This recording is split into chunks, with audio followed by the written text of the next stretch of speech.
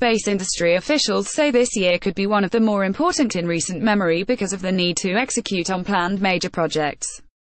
The year will be marked by the Florida coming out party of Jeff Bezos' rocket company Blue Origin, which recently completed a massive 750,000 square foot manufacturing plant near Kennedy Space Center. That facility is expected to employ 300 workers during its first few years of operation. OneWeb, meanwhile, plans to launch at least 5 of its Florida-built satellites on Blue Origin's New Glenn rocket in the near future. Company could open its satellite manufacturing plant by the end of the year. United Launch Alliance and Spacex, meanwhile, expect to continue a feverish launch pace on the coast, which saw multiple launches within a month several times last year. 4 launches were planned for January from Florida, including the long-anticipated maiden test flight of SpaceX's behemoth Falcon Heavy rocket.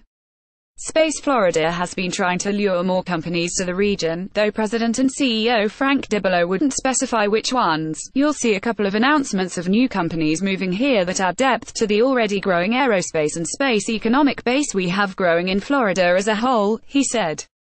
DiBello described the potential arrivals of small satellite manufacturers, rocket companies and unconventional transportation technology firms. Florida will play a pivotal role in enabling control of the Internet of Things, he said, referring to satellites that enable location and automation-based services on everyday objects. It's IoT of things that are flying in space, in the air or on the ground. The efforts come as the U.S. government plans to revitalize efforts to reach the moon, which President Donald Trump named as a target in a Dec. 11 space policy directive. We are not going to compete with a Boeing, a Lockheed Martin, a Northrop Grumman. But on smaller missions, that's a strong play for us, Bill Gattel, president of Harris's Space and Intelligence Systems division. The private industry would still be able to pursue a moon landing or other initiatives this year, DiBello said. In spite of what mission NASA might have been given, there isn't enough money to accomplish the broad goals that the Space Council wants without access to private capital, he said.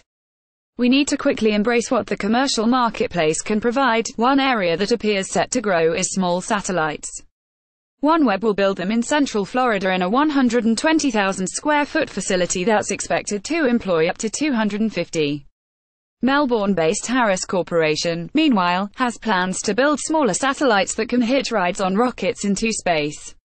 The goal is to carve a niche in an emerging industry, said Bill Gattel, president of Harris's Space and Intelligence Systems division. We are not going to compete with a Boeing, a Lockheed Martin, a Northrop Grumman, he said.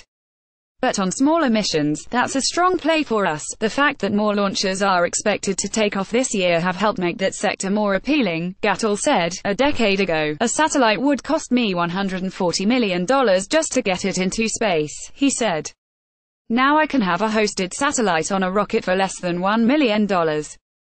It opens up a tremendous opportunity. Elon Musk's SpaceX has plans to debut its Falcon Heavy rocket in a test flight this month.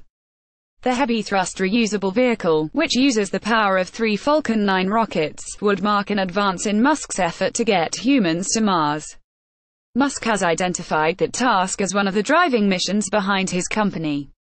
Ray Lugo, director of the University of Central Florida's Florida Space Institute, said SpaceX and United Launch Alliance's efforts to outmaneuver and out-innovate one another bodes well for the region this year.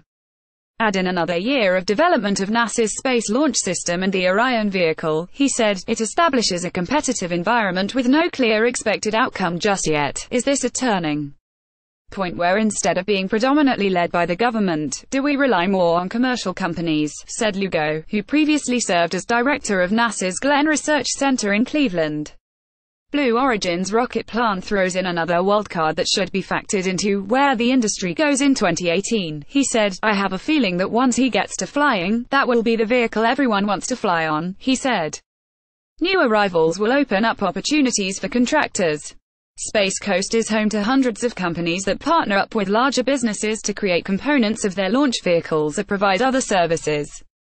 Last year, Craig Technologies landed a deal to manufacture an adapter for NASA that helps anchor the Orion spacecraft to the Space Launch System. These deals have led to President and CEO Carol Craig predicting a hiring surge for the company in 2018. The increase in activity has the company considering an acquisition for the first time since its 1999 opening. "You need to take advantage of the opportunity," said Craig, whose company employs about 160 people on the Space Coast. Over the last year or two, activity has been ramping up. Got a news tip? M. Santana at OrlandoSentinel.com. A 4,074,205,256. Twitter, at Marco Santana. Caption.